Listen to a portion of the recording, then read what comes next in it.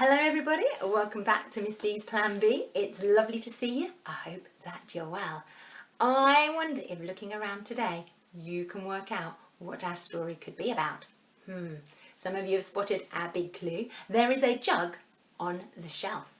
Can you think of a story which has a jug on the shelf? I think some of you have worked it out. The story today is the brilliant A Squash and a Squeeze, written by Julia Donaldson and illustrated by Axel Scheffler. And as I read the story, I want you to listen very carefully and see if you can work out the moral to the story, because when I hear this story, I think there's a really important message in there that we could all learn. Here we go. A little old lady lived all by herself, with a table and chairs and a jug on the shelf. A wise old man heard her grumble and grouse, "There's not enough room in my house. Wise old man, won't you help me, please? My house is a squash and a squeeze." "Take in your hen," said the wise old man. "Take in my hen? What a curious plan." While the hen laid an egg on the fireside rug and flapped around the room, knocking over the jug.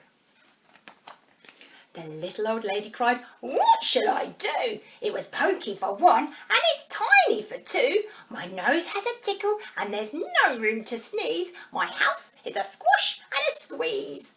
And she said, "Wise old man, won't you help me, please? My house is a squash and a squeeze."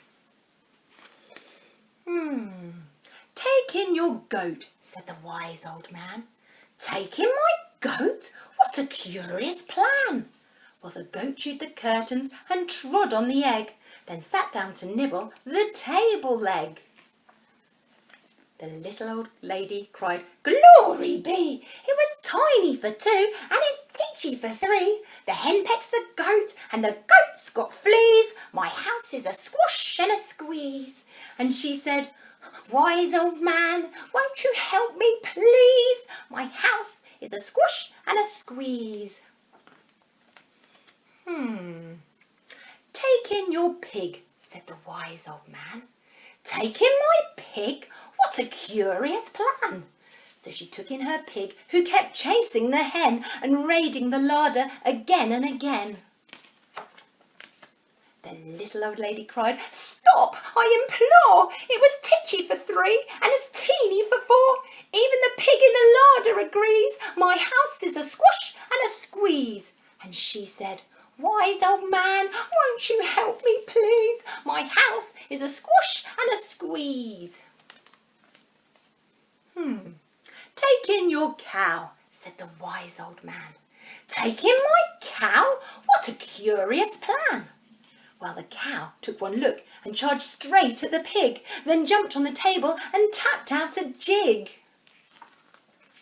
The little old lady cried, "Heavens alive! It was teeny for four and it's weeny for five.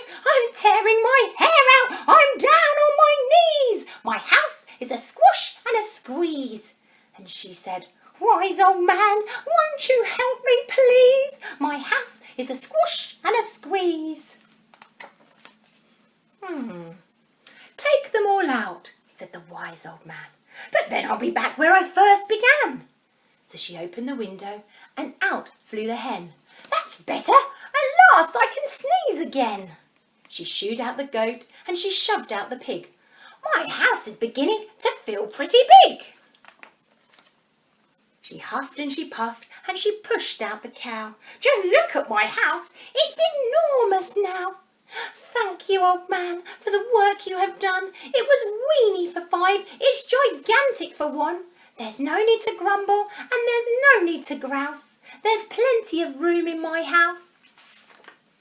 And now she's full of frolics and fiddle-dee-dees. It isn't a squash and it isn't a squeeze. Yes, she's full of frolics and fiddle-dee-dees. It isn't a squash or a squeeze. I hope you enjoyed that story. Did you hear the very important message in there?